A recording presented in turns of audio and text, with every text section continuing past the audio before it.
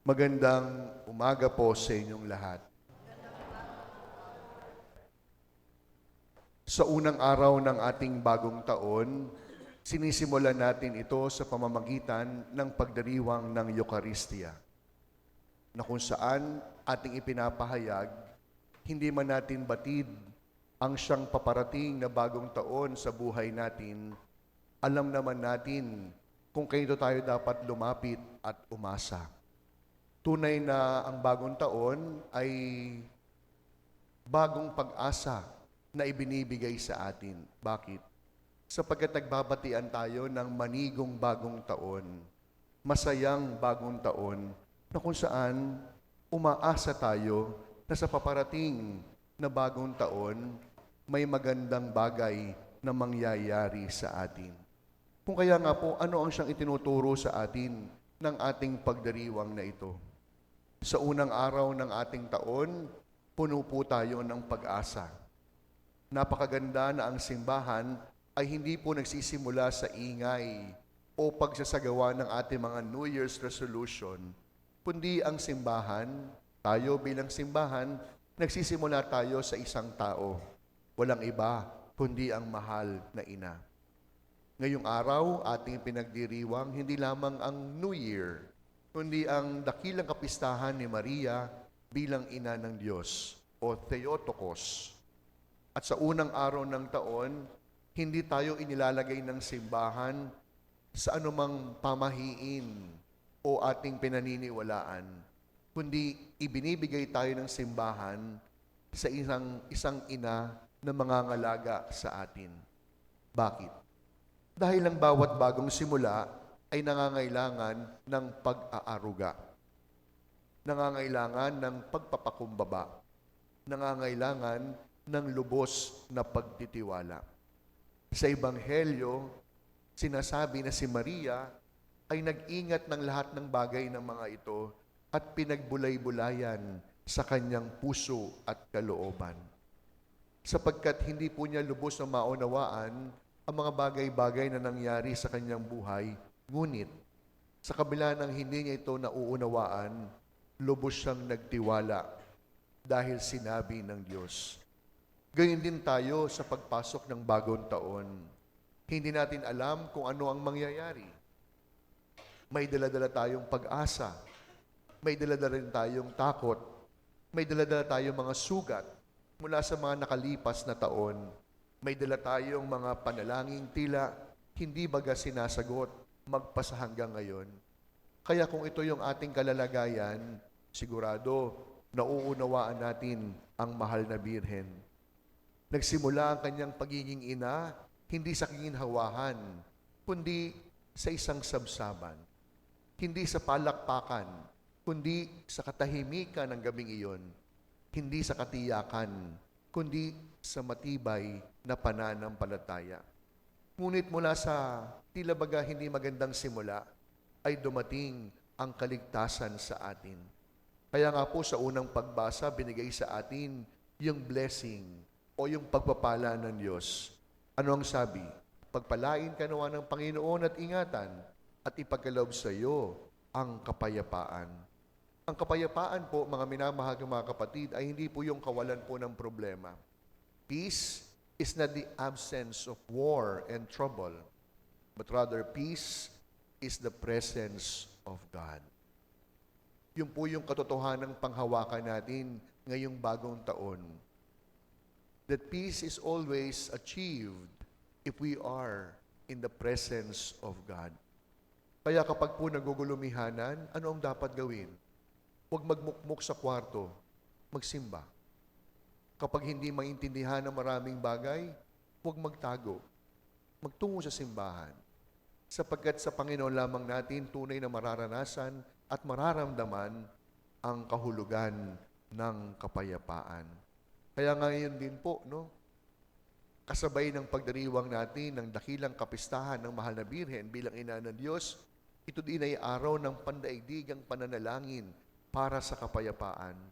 Sapagkat ang tunay na kapayapaan nagsisimula hindi sa kasunduan ng mundo, kundi sa isang pusong marunong magtiwala, isang pusong handang magpatawad, isang puso na laging pinipili ang magmahal. Kaya sa pagdiriwang natin ng pandaigdigang pananalangin sa kapayapaan at ang dakilang kapistahan ni Maria bilang ina ng Diyos, tatlong bagay ang siyang ibinibigay sa atin sa pagsisimula natin ng ating bagong taon. Una, we start our 2026 with God by our side. We imitate Mary. Yun po yung pinaka-epektibong paraan upang maging maayos ang ating bagong taon. Simula ng taon, nakasama ang Diyos. Mangarap ngayong bagong taon ng kapiling si Jesus. At kung meron mang isang bagay na hindi natin dapat gawin, ay yung magpatuloy tayo sa ating paglalakbay nang hindi kasama ang Diyos. Magpatuloy sa paglalakbay na laging kapiling si Jesus. At wag na wag po tayong papayag na magpapatuloy tayo sa ating bagong taon nang iiwanan ng Diyos sa ating buhay. Yun po yung unang bagay. We begin our 2026 with God in our midst. Pangalawa, ingatan sa ating puso ang mga bagay na hindi natin maunawaan. May mga bagay po na magpasa hanggang ngayon, hinahanapan natin ang kasagutan. May mga tanong na hindi natin makitaan ng malinaw na mangyayari. Pero lagi natin tatandaan, may ginagawa ang Diyos. May plano ang Diyos. At dahil may plano ang Diyos, lagi nating huwag kakalimutan, mahal tayo ng Diyos. Alam nyo, bilang pari, yun lang naman po yung lagi kong pinanghahawakan. Una, kapag hindi ko po magagawa ang maraming bagay, may Diyos na kayang gumawa niyan. At dahil may Diyos, ibig sabihin, may plano ang Diyos. At dahil may plano ang Diyos para sa akin, ang aking pangatlong laging pinanghahawakan, mahal ako ng Diyos. Kaya mga minamahal ko mga kapatid, ito po yung pangalawang formula upang maging tunay na bago ang taon sa atin. Kung ang una, maglakbay, mangarap ng kapiling ang Diyos, ngayon naman ang pangalawa, ingatan sa ating puso ang katotohanan, may plano ang Diyos para sa akin. At pangatlo, anuman ang ating kahinatnan, anuman ang maging sitwasyon, kahit anumang karanasan, laging piliin ang landas ng kapayapaan. Aayon kayo sa akin kapag sinabi kong mas madali naman talaga yung pumatol Mas madali naman talaga yung sumagot. Aaminin ko po sa inyo bilang pari, no? Isa po yun sa mga weakness ko.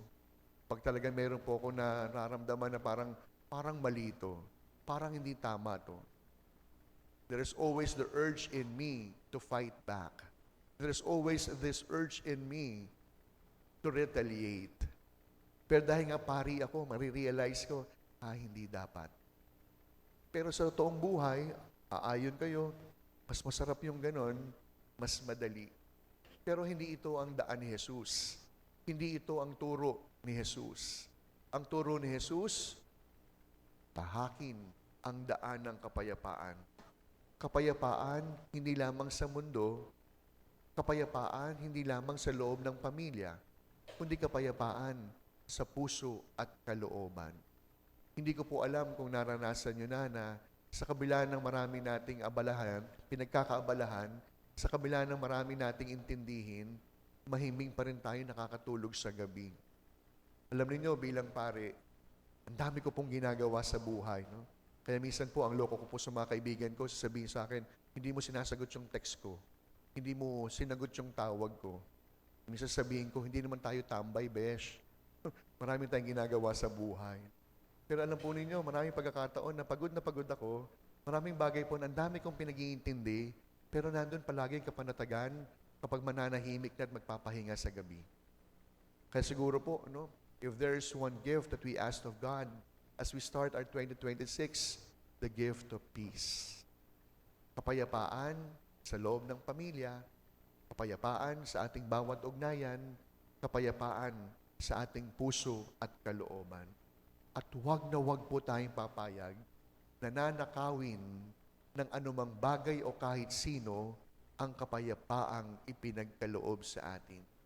We deserve our peace because peace is a gift from God. And since it is a gift from God, we fight for it. Hindi natin hahayaan na nakawin kahit paano material na bagay ang kapayapaang ibinigay sa atin. Kaya po, ito po yung tatlong bagay na ating bibit-bitin sa pagsisimula natin ng 2026. Kaya ihandog natin ang ating bagong taon sa ating mahal na Birhen. Kapag siya ang kasama natin, palagi tayong niyang dadalhin kay Jesus.